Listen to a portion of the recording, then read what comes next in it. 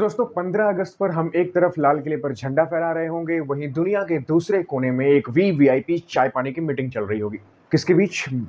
Donald Trump और Vladimir Putin के बीच। और टेबल पर होगा बड़ा सा केक। केक का नाम है यूक्रेन और चाकू होगा पुतिन के हाथ में। दोस्तों हाल ही में डोनाल्ड ट्रंप ने 15 अगस्त को अलास्का में व्लादिमीर पुतिन के साथ मीटिंग अनाउंसमेंट करी है। अब कुछ लोग ऐसा कह रहे हैं कि क्या इंडिया ने प्रेशराइज किया होगा 50% टैरिफ के बाद कि हाँ भाई 50% टैरिफ लग गया है, अब आप टेबल पर आ जाइए। तो ऐसा कुछ कंफर्म होता नहीं दिख रहा है। बिल्कुल एनएसए हमारे गए हैं, पुतिन से मुलाकात हुई है, वहां पर उन्होंने टेररिज्म को लड़ने के लिए थैंक्स बोला है और साथ ही पुतिन को इंडिया इनवाइट किया है। फिर उसके बाद बैक टू बैक पुतिन का कॉल आता है मोदी जी को, मोदी जी से बात हुई है पीएम से, और पीएम का एक ट्वीट भी आया है कि हाँ मुझसे बात हुई है और एक इसके बारे में उन्होंने डिटेल दे दी है कि वो ऐसा ऐसा करने वाले हैं। इसमें कहीं कुछ ऐसा मेंशन या नहीं होता दिख रहा कि इंडिया ने उनसे कहा हो कि आप टेबल पर आइए। अब ये मीटिंग कितना सक्सेसफुल होगा, देखिए इसके चांस तो मेरी तरफ से 90% कम ही लग रहे हैं कि ये मीटिंग सक्सेसफुल होने वाली है, क्योंकि इसका ऑफिशियल एजेंडा क्या है? सीज फायर नहीं, यूक्रेन का बंटवारा। और अनऑफिशियल एजेंडा क्या है? ट्रंप का ईगो वर्सेस पुतिन की चाल। ट्रंप ये जो कुछ भी कर रहे हैं ना, ये सब कुछ ईगो में है,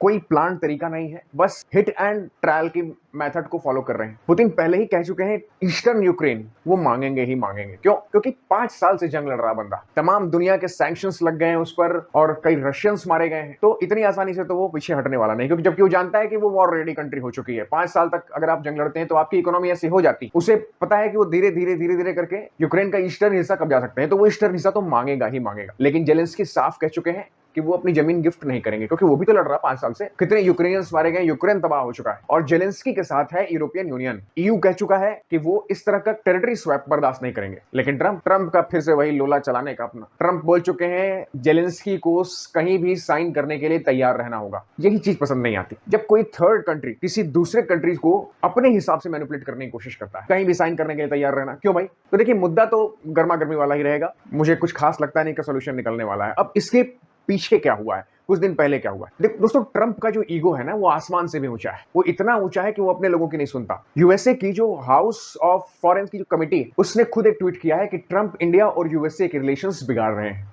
25 साल से कई प्रेसिडेंट्स ने मिल करके इस रिलेशन को बनाया है और इस रिलेशन को वो पूरी तरह से नेस्तनाबूद करने पर तुले हुए हैं। जाहिर सी बात है, जो हाउस ऑफ फॉरेन कमेटी है एक मजबूत बॉडी है यूएसए में, ये एडवाइजरी काउंसिल है ट्रंप की, लेकिन ट्रंप इसकी भी नहीं सुन रहे। और उधर पुतिन को बैक टू बैक कॉल आ रहे हैं, लोग मिलने के लिए आ रहे हैं। हाल ही में यूएई के क्राउन प्रिंस यहाँ पहुंचे हैं और उन्होंने पुतिन से मुलाकात की है, ग्रैंड वेलकम हुआ है। मलेशिया के किंग ये भी पुतिन से मिले हैं और इंडिया का तो आपको पता ही है। जब से ट्रंप ने मिनिमम 10% और 15% का टैरिफ लगाया है ऑल ओवर वर्ल्ड पर, कंट्रीज दूसरे मार्केट को एक्सप्लोर करने पर लग गई। और जाहिर बात है, इसमें रशिया सबसे बड़ा की पॉइंट है। क्यों? क्योंकि रशिया पर जब से सैंक्शंस लगे हैं, वहां पर फॉरेन कंपनीज जा चुकी, मॉल खाली पड़े, लोगों के पास ऑप्शंस नहीं। तो पुतिन ये चाहते हैं कि उनके जो खाली पड़े हुए मॉल्स हैं वहां पर दूसरी कंट्रीज आकर के ट्रेड करें, व्यापार करें, सामान बेचें। और इसी का फॉलोअप है जो इतने कंट्रीज के डायरेक्ट कॉल आ रहे हैं पुतिन को, जिसमें से यूएई और मलेशिया तो यूएस के एलाई है और खुद हम भी एलाई है। हालांकि इंडिया एलाई वर्ड नहीं यूज करता, स्ट्रेटेजिक पार्टनर वर्ड यूज करता है, बट यूएस के हम करीब थे। अब इसी बीच में एक खबर आ रही है कि जैसे ही